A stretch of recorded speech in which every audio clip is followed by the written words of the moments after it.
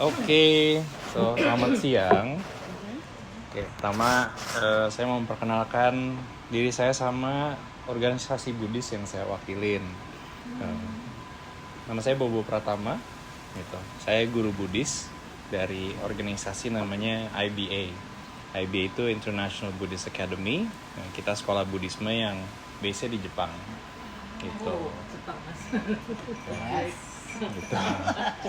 Dan sekolah Buddhism kita itu tradisinya tradisi Pure Land Shin Buddhism.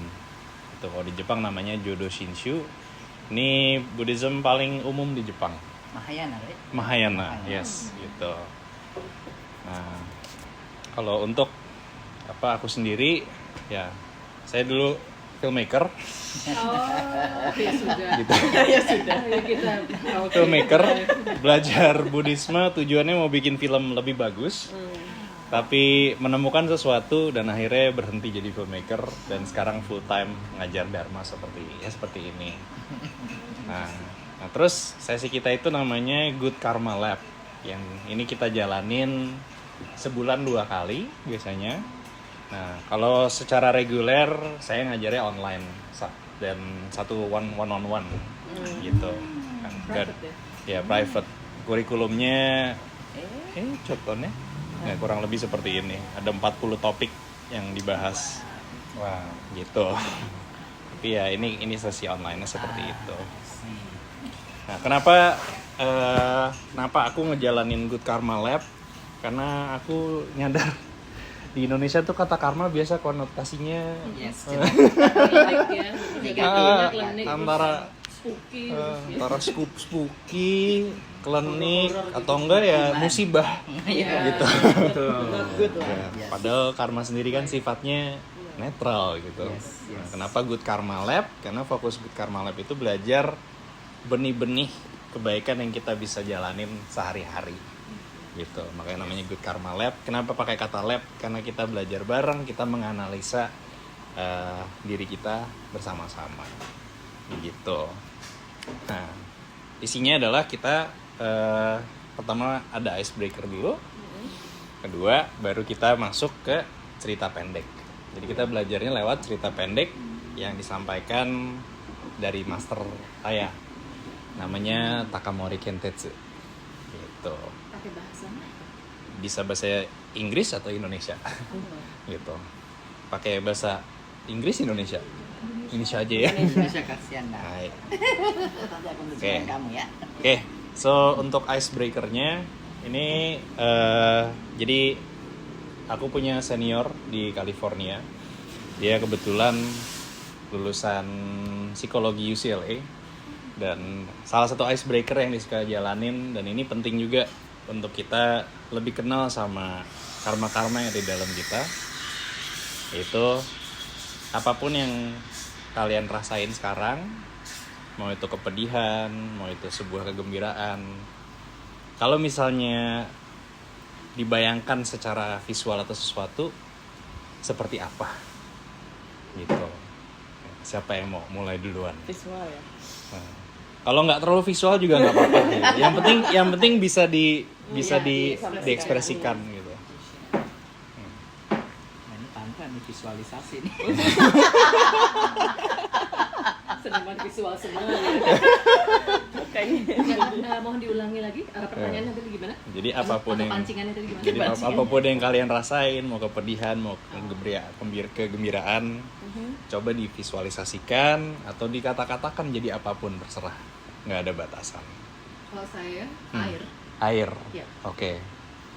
Artinya itu sebagai media pengingat, apapun itu dinetralkan Oke. agar tidak jatuhnya berlebihan. Entah itu kegembiraan, entah itu kesedihan, atau Oke. sebagainya. Oke. Sebagai pengimbang ya. Gitu. Jadi ini saya ingatnya air. Gitu. Air.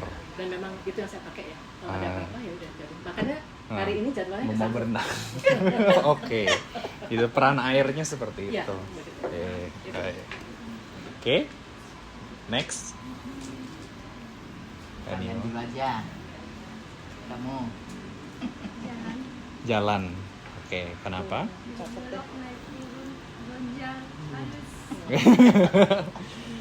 Apa namanya? perjalanan ya. Beda-beda yang dilalui. Oh, cakep ya. Dalam nih ya. Dalam. Oke, next. Ayo Mas Surya. Mas Surya, oke. Pohon. Oh. Oke. I love trees. I love trees. Ya, jadi bisa seperti sumber pengetahuan karena yang zaman dulu kan kertas itu bikinnya dari pohon gitu. Dan dari situlah kita jadi punya medium untuk bisa menyebarkan apa yang kita tahu di dalam diri dan dari apapun yang kita amati. Ya, dan kemudian bisa menjadi mantra dan seterusnya. Itu sih. Dalam juga. Oh, sugoi. Bukan puitis semua ya. Nanti gongnya dia nih. Biar jedar. Ayo Mbak Putri yuk. Ayo kita. Kalau aku mungkin cahaya. Oke. Oh, makin ini makin jedar nih. Wah. Karena semenjak aku belajar, ya maksudnya konteksnya kan dharma gitu ya. Ya aku makin sini makin menghadapi diriku sendiri. Dan ya kalau misalkan aku berjalan ke arah cahaya gitu yang sering diucapkan sama Bubu, karena Bubu kan guru aku juga, akhirnya aku makin sadar gitu, aku tuh nggak bisa ngejar diriku sendiri gitu. Nah itu adalah bayangan kan kalau misalkan kita gitu. Semakin aku ngejar diriku sendiri, aku semakin ngerasa ditinggalkan sama banyak hal gitu. Entah itu ya di kehidupan sekarang atau mungkin nanti ada rasa ketakutan yang selalu ada setiap hari gitu.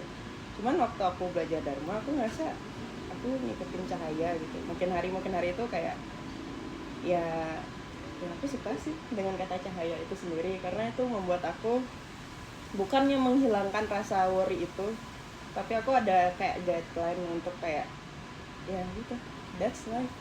Harus pakai warna kuning ya? Dan aku pakai biru. Iya, anak visual ya. Wow, lima pancawarna. Iya. Panca Mahabuto ya. Aduh.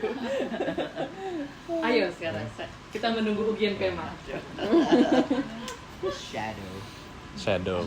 Oke. She mentioned that. Bayangan. Ya, karena bayangan kadang-kadang bisa kita takutkan kalau kita nggak mengerti. Tapi ketika kita mengerti, kita jadi teman juga. Dan bayangan akan selalu ada di situ kapanpun. Sometimes we don't see it, kita nggak melihat bayangan itu karena sesuatu hal. Tapi bayangan kan tetap ada di situ. Ketika ada cahaya dan muncul juga kembali bayangan. Jadi buat aku it's bayangan yang nggak perlu ditakutin. Teman lah. Oke. Bubu? Oke ya. Iya. Fair ya. Yang nanya harus jawab. Itu ada kata fair trade. Fair trade tuh. Fair trade. Kalau aku karakter kartun. Nah, namanya Hammerhead Joe. Jadi dia kayak Coba diliatin. aku nggak jago gambar tapi. Jadi aku jelasin aja ya. Oke. Jadi Hammerhead Joe itu palu. Dia punya muka di ujung palunya. Tapi gagangnya sebagai badan itu kecil sekali gitu. Nah, jadi Hammerhead Joe itu manifestasi dari rasa dendam, rasa marah, dan rasa ketakutan sebenarnya gitu. Jadi Hammerhead Joe itu bentuknya menjadi seperti itu karena dia tuh penuh ketakutan.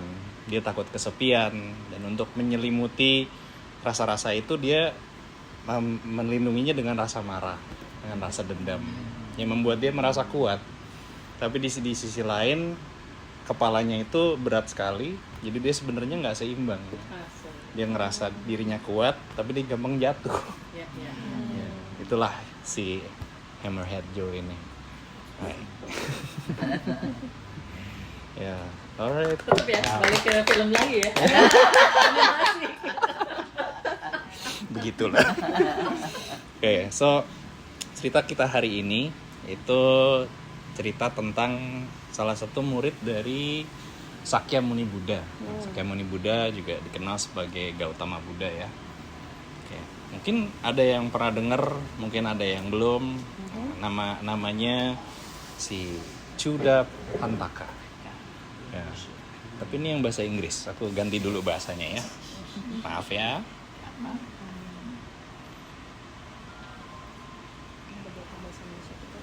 Ada. Semua udah siap.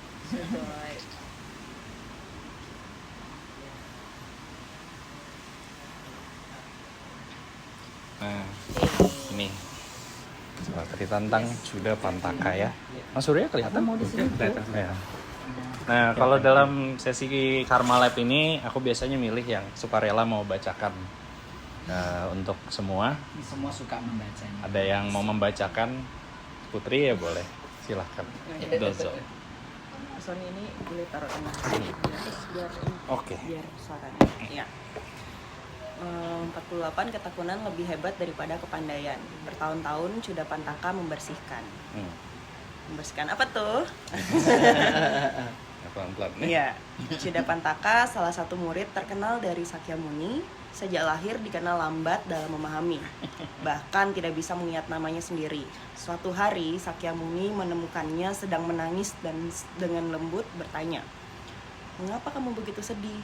Sambil menangis, Chuda Pantaka mengeluh, "Mengapa aku terlahir bodoh?" "Bergembiralah," kata Sakyamuni. "Kamu sadar akan kebodohanmu, tapi ada banyak orang bodoh yang menganggap dirinya bijak. Menyadari kebodohan sendiri adalah langkah menuju pencerahan." Ia kemudian memberikan Chuda Pantaka sapu dan berkata, "Ucapkan ini sambil menyapu. Aku menyapu debu ini, aku membersihkan kotoran ini." Chuda Pantaka berusaha mati-matian mengingat kata-kata suci dari Sang Buddha. Tetapi setiap kali ia mengingat satu, ia melupakan yang lain. Meskipun demikian, ia tetap menjalani tugasnya itu selama 20 tahun. Wow. Nggak ada skripnya sih. Suatu ketika, selama 20 tahun itu, Sakyamuni memuji ketekunan Chuda Pantaka. "Tidak peduli berapa tahun kamu menyapu, kamu tidak menjadi lebih ahli dalam menyapu. Namun, kamu tidak pernah menyerah. Sebagaimana pentingnya kemajuan, ketekunan dalam menjalankan suatu hal adalah lebih penting. Ini adalah sifat yang sangat mengagumkan dan jarang aku temukan di murid-muridku." So, yeah.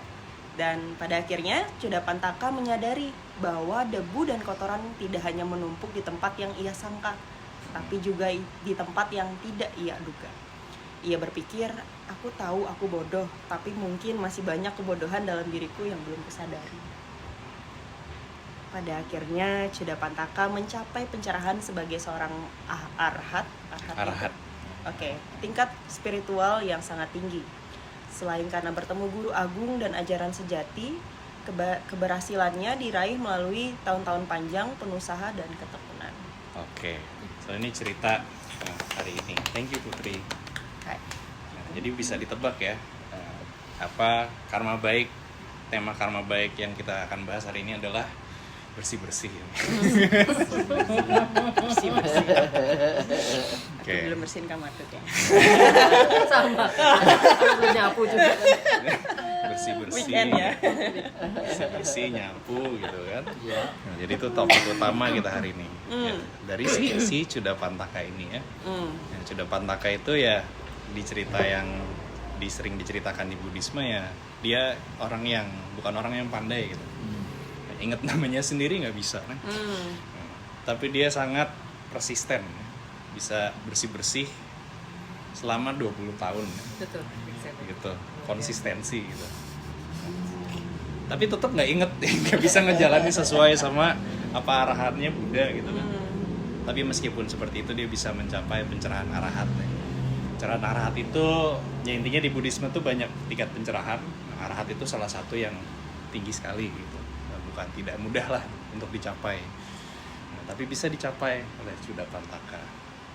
Nah, sebelum kita masuk ke apa yang ada di cerita ini, ada yang ingin share apa yang didapat dari cerita ini? Kalau saya boleh berterus terang, sebetulnya tugas yang akan diembankan kepada saya kelak itu menjadi tukang sapu sebetulnya.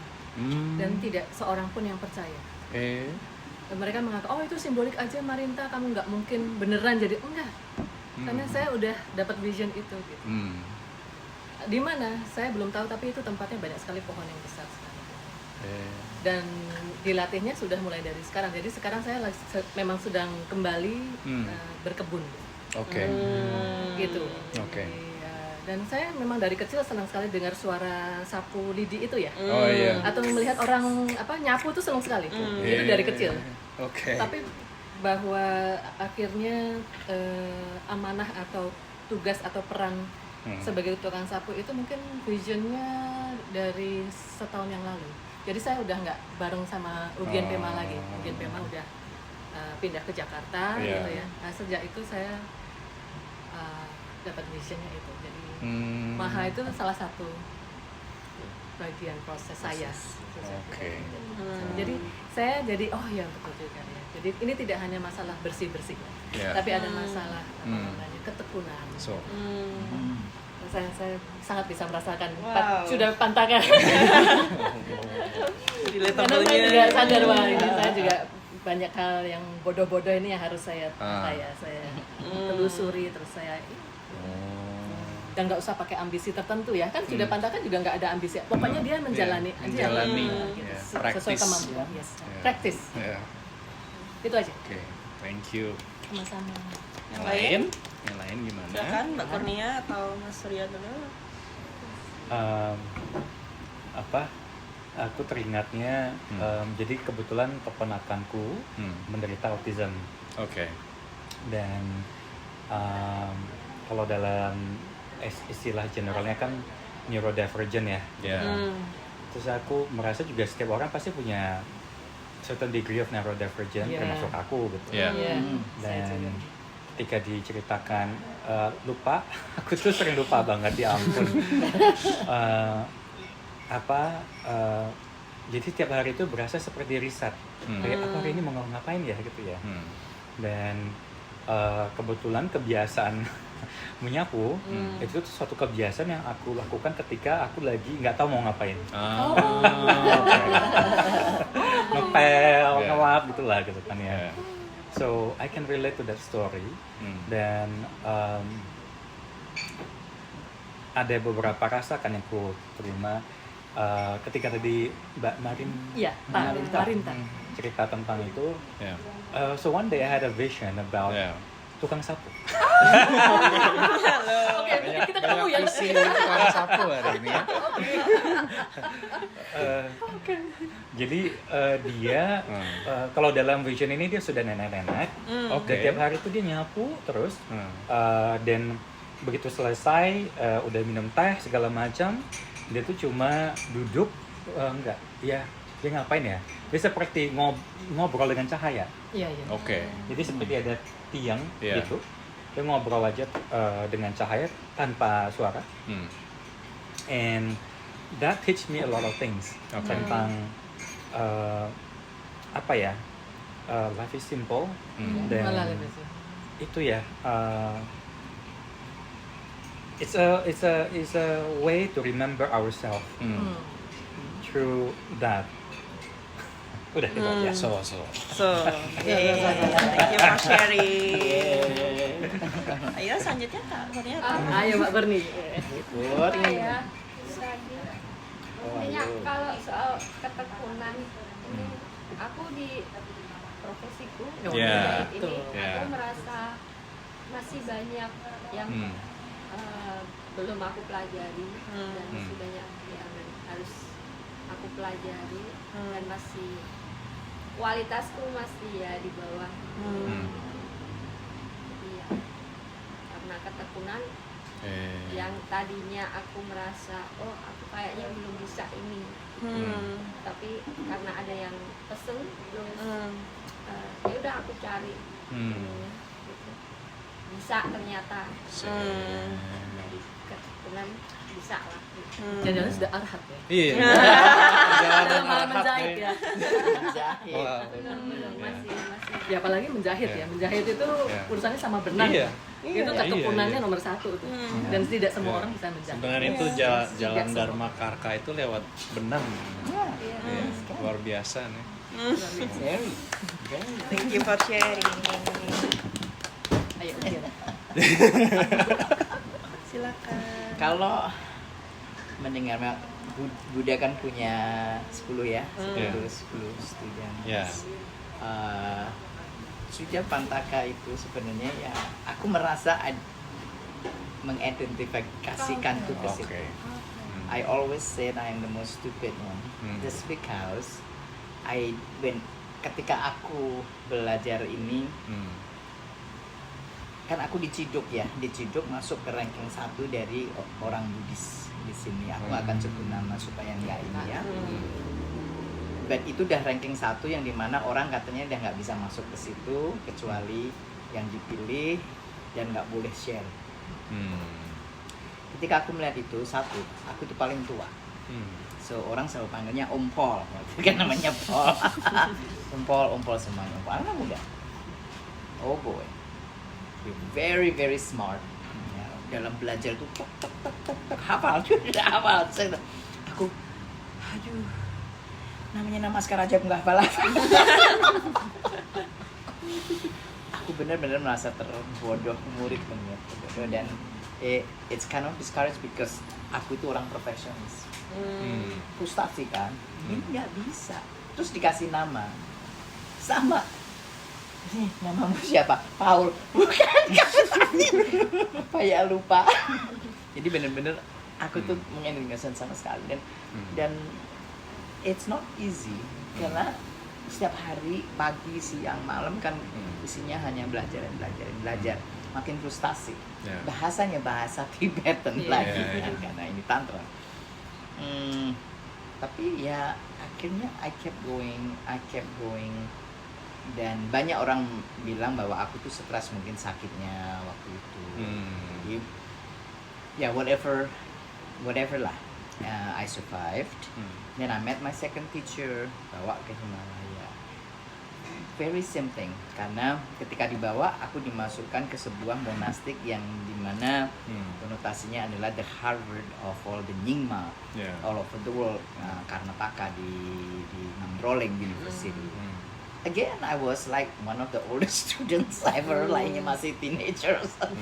Dan Even kids ya. Even kids. And Your they know what they're doing. Ya kan? The roommate was a kid. Exactly. Mereka tahu dia sudah ngambil apa, dia sudah gini. Aku bilang, I don't know anything. Aku di belakang aja. Nah, akhirnya Rinpoche kan banyak di sana dan profesor-profesornya dia panggil aku dan ini bercerita masalah ini, tapi ini nggak terus terbersih kembali gitu ya. Dia selalu bilang, well sometimes to be perfectionist it's suffering, right?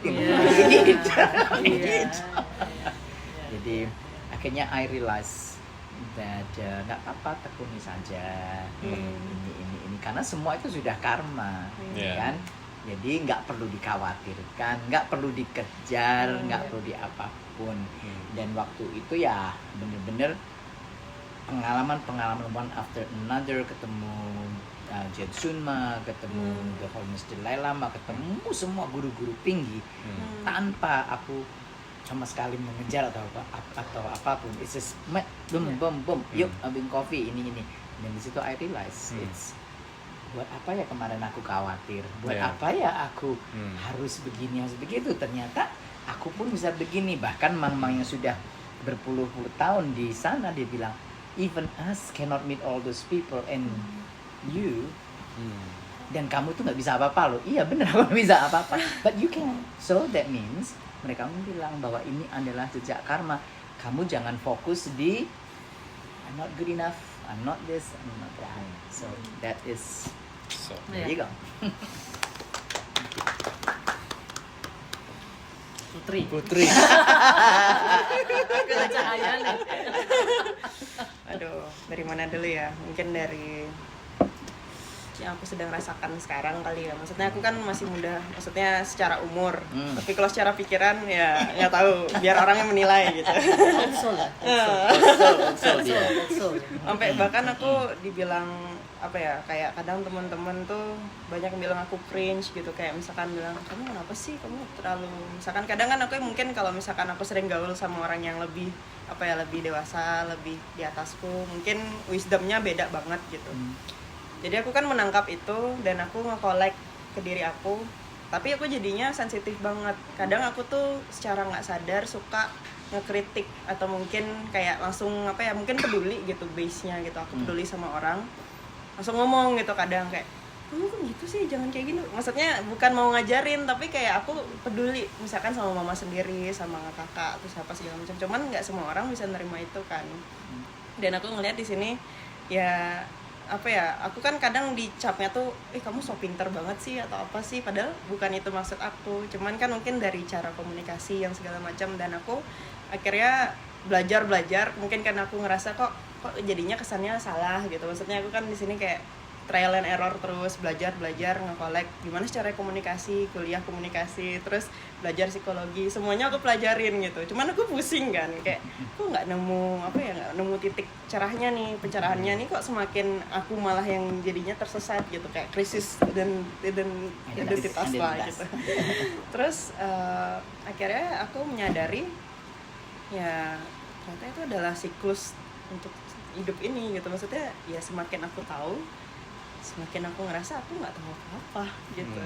Dan akhirnya aku kalau ada orang yang nggak ngerti, aku tanya dulu, kamu nggak ngerti karena kamu nggak tahu, ya nggak apa-apa, tapi bolehkah aku memberitahu atau mungkin gitu. Jadi aku asking permission dulu, dan kalau orang itu emang willing untuk dengar, aku akan genuinely mau ngobrol kayak sharing ke dia. Tapi kalau emang dia mungkin belum ada di posisi itu, ya take your time. Jadi aku lebih appreciate take your time. If you need me, you can tell me, kayak gitu. Jadi kayak benar-benar ngerangkul, tapi bukan yang langsung kayak kamu gini, kamu gitu, tapi yang benar-benar aku tanya, kamu butuh ini nggak, saran aku atau enggak. Kalau memang butuh, just please let me know gitu. Dan orang itu akhirnya ya ngomong, kira kalau emang ada masalah. Cuman ya gitu, aku juga harus tahu boundaries aku. Hai, gitu. Besok. Kalau aku ketika baca cerita ini, selalu beda-beda yang didapetin. Tapi ini bawa aku ke tahun pertama belajar jadi guru di Jepang. Tema utamanya adalah menghadapi FOMO. Waduh. Sulit. So dulu ini sesuatu yang aku sadarin ketika udah jadi guru ya. Dulu waktu kerja di industri, orangnya sangat kompetitif gitu. Dan nggak pernah pengen kalah gitu. Ngelihat segala hal sebagai apa, bahasa Jepangnya itu teki itu kayak target untuk dikalahkan gitu. Teki. Nah, ketika sampai ke Jepang, karena punya mindset untuk belajar ilmu Buddha gitu kan, suatu yang sangat besar. Tapi pas sampai disuruh sikat WC gitu. Cara Jepang begitu memang. Suruh sikat WC, aku ngelap meja bilang salah ngelapnya gitu. Tempat bersih banget, dibilangnya kotor. Jadi apa yang aku pelajarin sangat berbeda dengan apa yang ada di ekspektasi aku, dan aku ngerasa aku kesini datang untuk belajar sesuatu yang sangat profound gitu. Tapi kenapa saya cuma gosok-gosok WC gitu? Kayaknya ini sebuah kemunduran, fear missing out tadi ya langsung naik gitu. Tapi setelah aku ngejalanin pelan-pelan gitu, aku ketemu sama sesuatu gitu. Itu sama bagian diriku yang tadinya aku buta lah gitu. Jadi ternyata ya aktivitas seperti ini, salah satunya bersih-bersih secara konsisten ya, itu sebenarnya banyak dialog yang terjadi. Benar. Di dalam. Ya. Susah jelasinnya tapi banyak sekali dialog yang terjadi. Dan sebenarnya pas di awal sekolah ada tulisan besar gitu. Lebih baik hari ini dari kemarin, lebih baik hari esok dari hari ini gitu. Itu kan sesuai sama ambisi yang datang dari jiwa FOMO tadi kan. Tapi ternyata artinya lain gitu. Nah, akhirnya saya dijelasin sama gurunya. Setelah menjelasin ini, mungkin pikirannya sudah siap menerima lah gitu. Artinya tuh kalau kita membandingkan diri kita sama orang lain gitu, apa yang terjadi gitu. Kalau orangnya di bawah kita ngerasa percaya diri gitu. Tapi kepercayaan diri kita muncul dari menempatkan orang di bawah kita. Kita menindas orang dengan pikiran. So, apa yang terjadi kalau kita bandingin orang yang di atas kita gitu? Ya, di satu sisi kita mengapresiasi gitu. Tapi di sisi lain ada hal lain yang biasanya muncul gitu. Insecurity, iri hati. Kadang dari iri hati jadi kebencian, dari kebencian jadi gosip dan lain-lain lah gitu. So, bandingkanlah diri kita sama diri kita sendiri. Gimana caranya improve lebih baik hari ini dari kemarin, besok dari hari ini. Ini sih yang tadi muncul di dalam perasaan ketika dengar cerita ini lagi.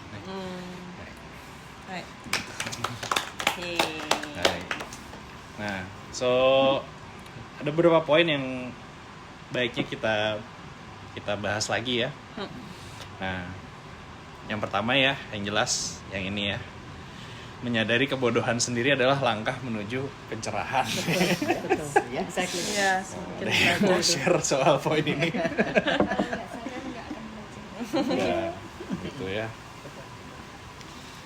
So, di dalam Buddhisme ada 3 cermin ya. So, kita tanpa cermin nggak bisa ngelihat muka sendiri. Kita bisa ngelihat sesuatu yang luas, sesuatu yang dekat, tapi yang terlalu jauh nggak bisa kelihatan. Yang terlalu dekat juga kita buta nih. Maka kita perlu cermin. Ada 3 cermin namanya. Yang pertama cermin diri sendiri gitu. Yaitu gimana kita bercermin ke diri kita. Yang kedua adalah cermin orang lain. Itu gimana orang lain melihat kita. Yang ketiga namanya cermin dharma. Gitu. Cermin dharma adalah ya yang kita jalanin sekarang. Kita berjalan ke arah cermin dharma. Nah, masalahnya Buddha bilang cermin dari diri sendiri itu ada sesuatu namanya, kalau bahasa Inggrisnya conceit. Conceit itu ketidakmampuan kita untuk melihat diri kita apa adanya. Salah satu cerita di Jepang yang unik, ini cerita folklore tapi banyak elemen dari dharmanya. Nama ceritanya, meskipun benda itu bergerak, benda itu kacang hitam.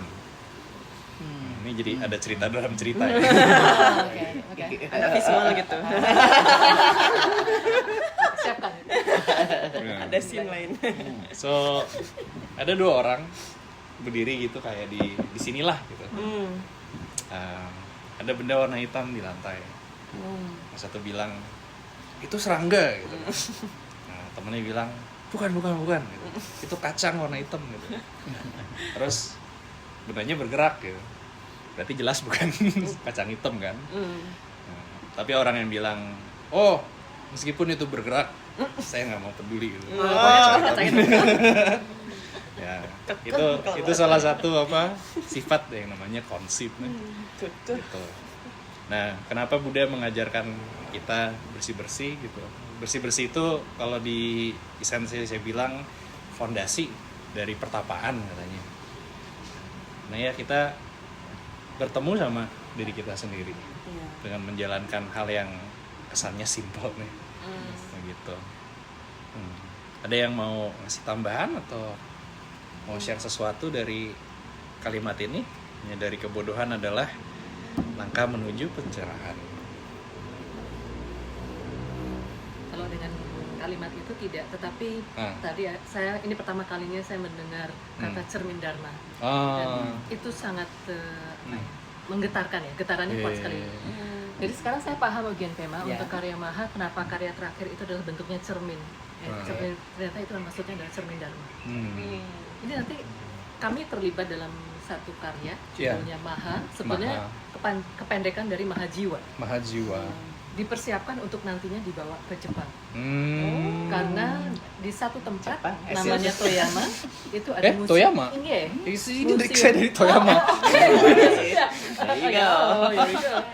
Ini di Toyama ada glass museum ya. Iya, Museum Mandala. Jadi nanti karya ini akan dipersembahkan di Museum Mandala. Jadi itu Connection.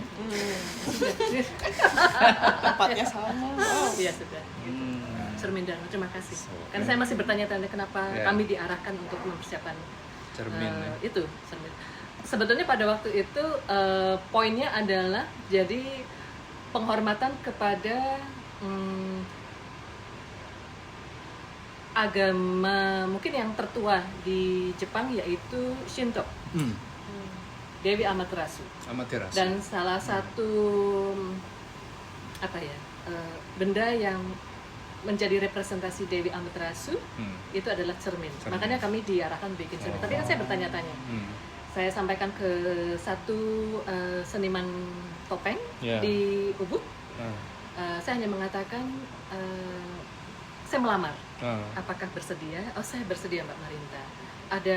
Mungkin ada arahan lebih detail. Sumber inspirasinya adalah pis bolong, koin bolong. Gitu.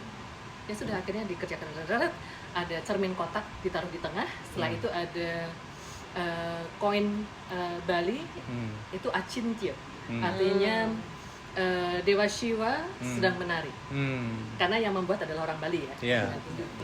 Tetapi memang saya mengatakan, tapi ini kita persembahkan untuk Dewi Amaterasu, Dewi Matahari. Gitu. Nanti saya bawa ke Amet, saya akan sembahyang di tepi pantai pada waktu matahari sudah mulai naik, jadi kira-kira jam 6.15, supaya langsung matahari memantul di cermin itu, menyimpan energinya di situ. Gitu. Tapi saya masih bertanya-tanya sampai detik ini tadi, kenapa cermin gitu? Ya oke, kalau secara logika saya paham, tetapi pasti lebih dari itu.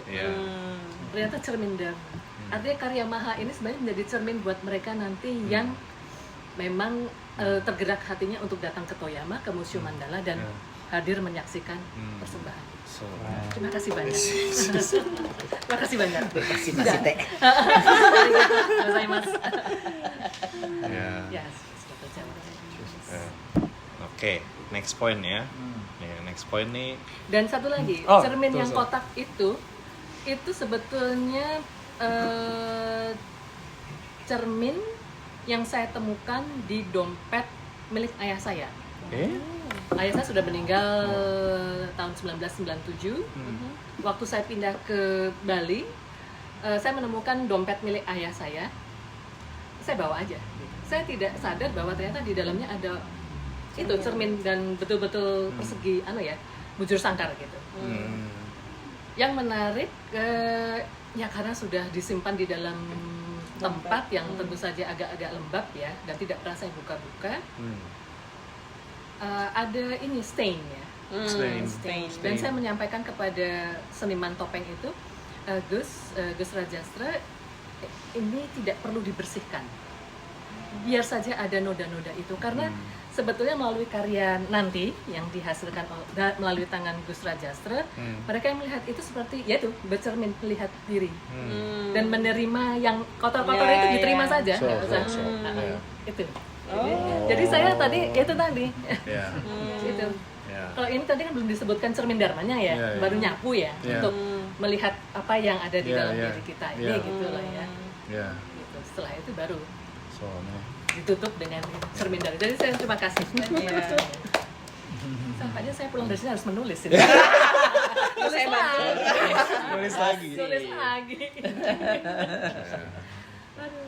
So, momen ketika kita menerima, memahami, menyadari diri kita apa adanya, seperti melihat cermin dan terlihat segalanya gitu.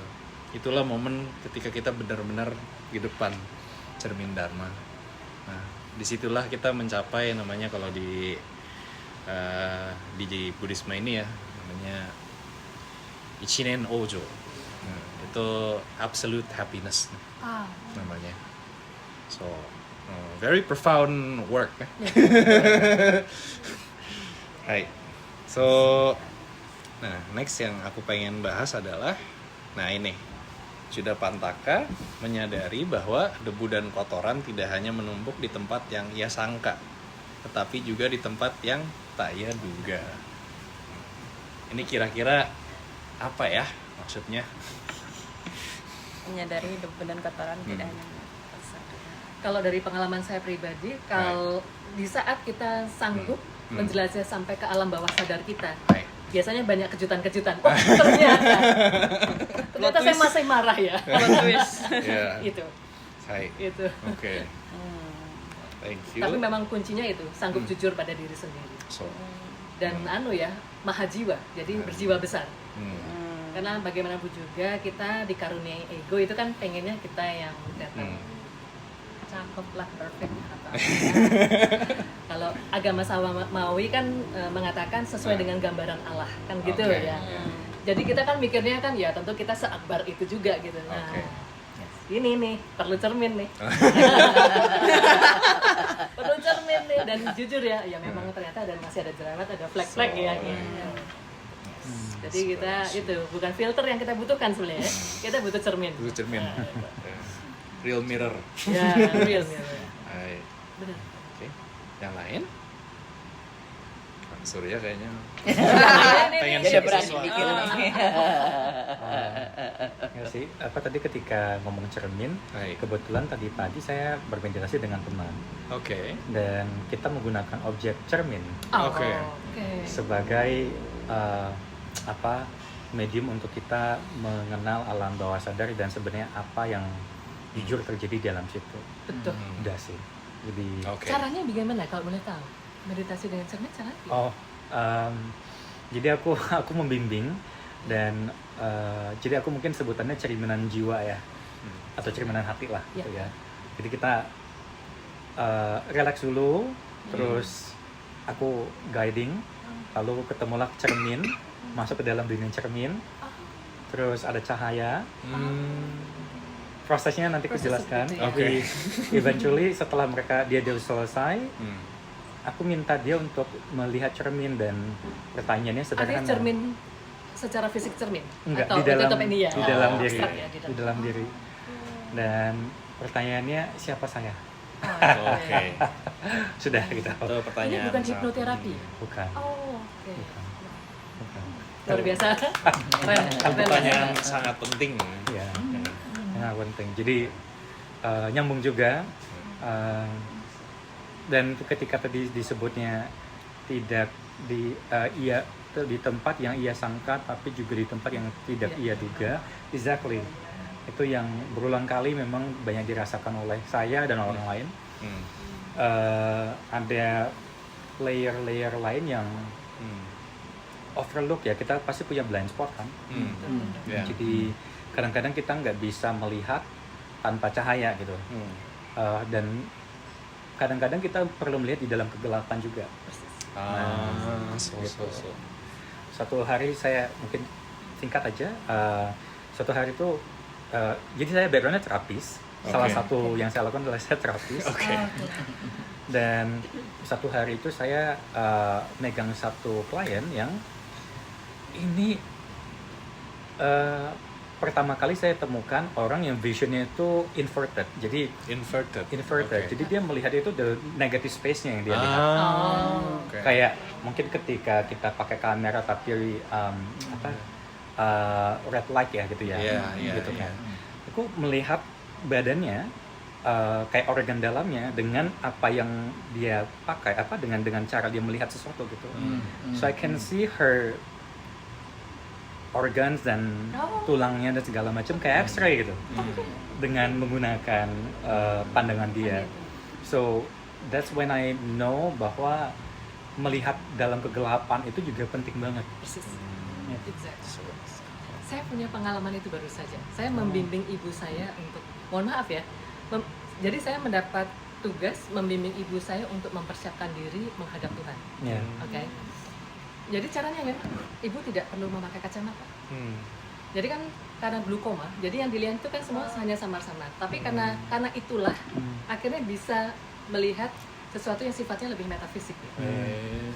Jadi sudah melihat jalan pulangnya seperti apa gitu. Dari saya tuntun supaya tahu ini masih diberi nafas, itu artinya masih diberi kesempatan.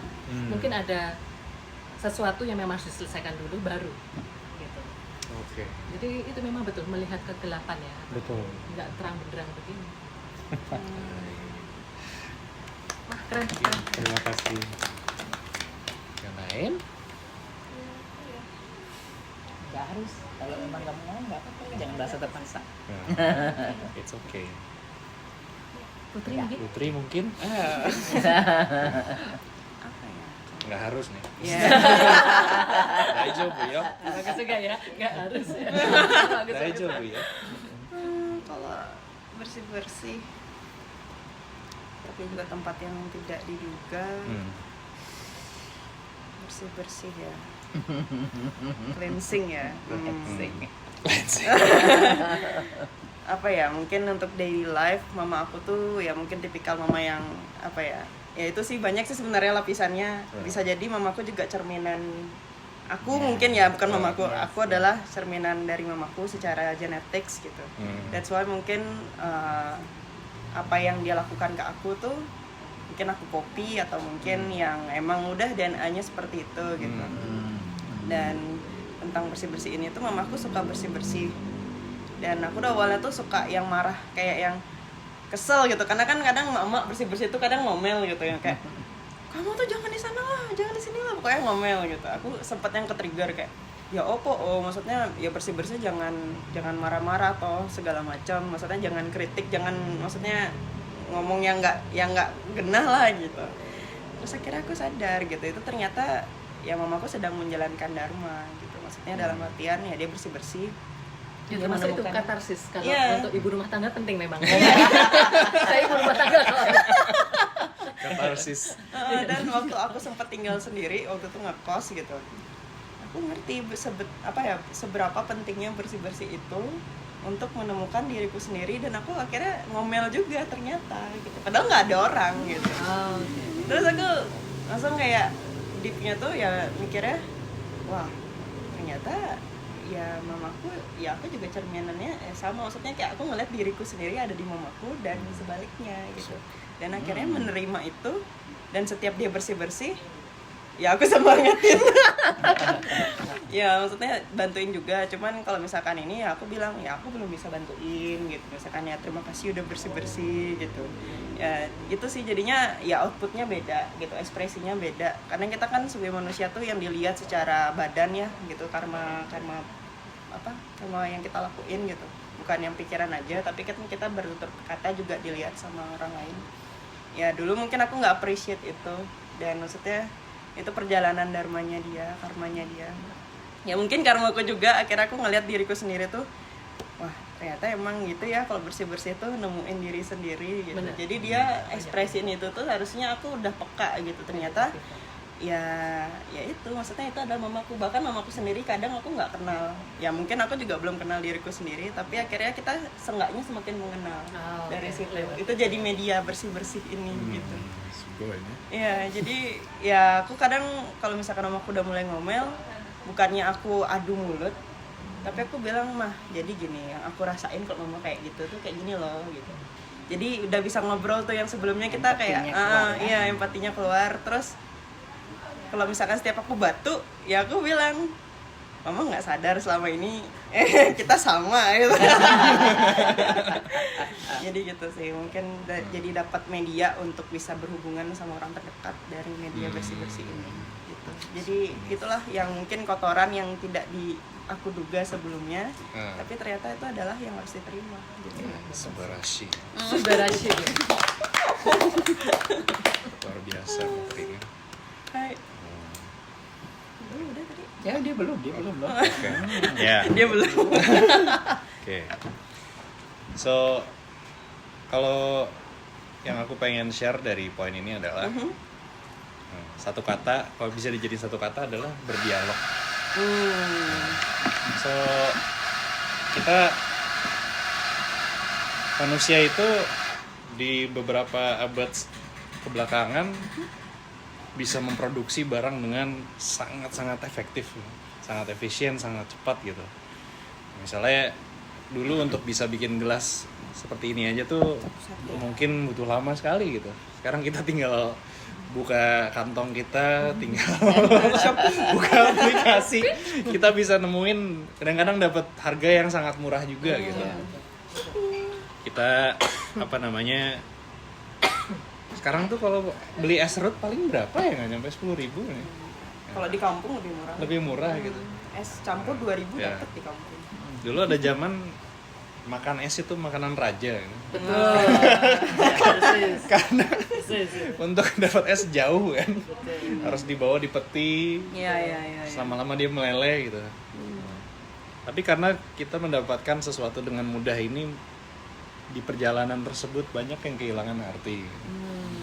So, kenapa bersih-bersih itu berdialog gitu? Ya, karena sekarang kita cepat sekali bisa mengkonsumsi sesuatu gitu. Bisa beli barang, ya bisa novelty, tapi lama-lama di rumah menumpuk nih. Dan interaksi kita sama hal tersebut ya sangat minim akhirnya gitu. Apalagi sekarang ada namanya fast fashion ya. Iya. Kalau di Indonesia mungkin nggak separah itu ya, cuman ada di beberapa negara orang beli baju itu nggak nyampe 2 minggu udah dibuang gitu. Artis Indonesia ada yang katanya sekali pakai terus nggak mau pakai lagi. Dan bangga. H&M. Dan bangga. Terus diliput dan jadi flexing gitu. Iya, flexing. Wow, gitu. Aku Nah, kaget denger. So, kenapa berdialog gitu? Ya, ketika kita bersih itu ada, jadi bersih kan kita membersihkan sesuatu dari debu misalnya, dari kotoran. Ada satu elemen lagi kalau di Jepang namanya seriseiton. Ini sempat terkenal gara-gara si Marie Kondo. Ini beberapa 5 tahun ke belakang ya. Nah, ini kita diajarin untuk namanya seriseiton, decluttering. Decluttering itu apa ya bahasa Indonesianya ya? Kayak memilah. Memilah ya? Membuang dan bersih-bersih lah. Iya, bersih-bersih ya, juga ya, bersih-bersih. kayak gitu. Nah, tapi di dalam proses tersebut kita diajak berdialog. Jadi bersih-bersih itu bukan buang semua barang gitu yang kita punya, tapi kita coba berdialog gitu.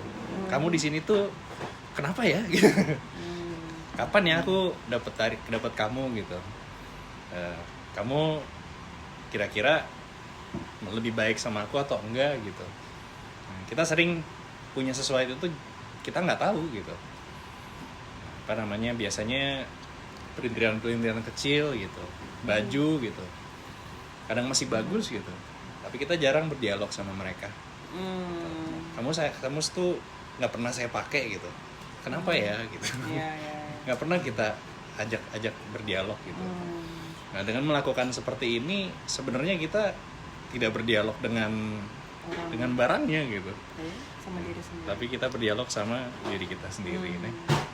So, makanya ini sebuah aktivitas yang sangat mendekatkan kita sama diri kita dan mereveal diri kita yang sebenarnya ada di dalam diri kita. Mungkin lupa kita dengarkan gitu. Mungkin apa namanya, kitanya terlalu sibuk gitu, atau mungkin kita terlalu mencari novelty yang baru gitu.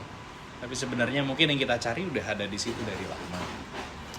Begitu sih kalau dari poin ini.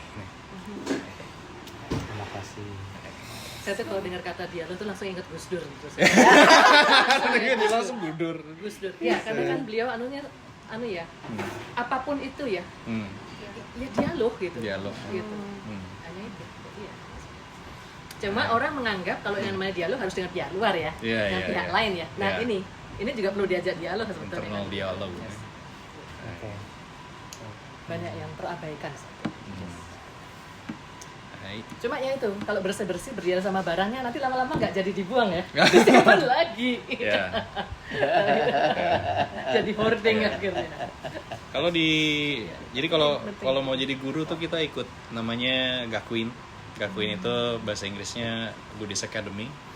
Secara singkat, apa itu Buddhist Academy? Pendidikan untuk anak umur 4 tahun. Ya, anak kecil. Belajar yang anak kecil. Ya, tapi yang ikut nggak ada yang anak kecil. Ya, Salah satu aktivitasnya adalah memilah apa yang dibutuhkan, apa yang enggak. Ya.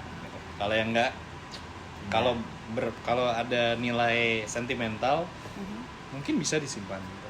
Kalau tidak, lebih baik kita jual, uangnya kita pakai untuk berdharma gitu. Kalau nggak dijual, kita sumbangkan. Begitu sih. Oke, so I think Ya, gongnya bagus tuh. Ya, gongnya bagus. we reach time. Ya, so kita sampai pada akhir sesi Karma Lab kali ini. Ya sebelumnya thank you udah spend waktunya di sini, udah rela mau ke sini dari beda tempat nih. So ini kita jalanin sebulan 2 kali. Kita biasanya umumin di social media. Dan kalau misalnya ingin belajar Buddhisme, Buddhisme Jepang ya, dari paling basic ya bisa secara online sama saya langsung. Begitu.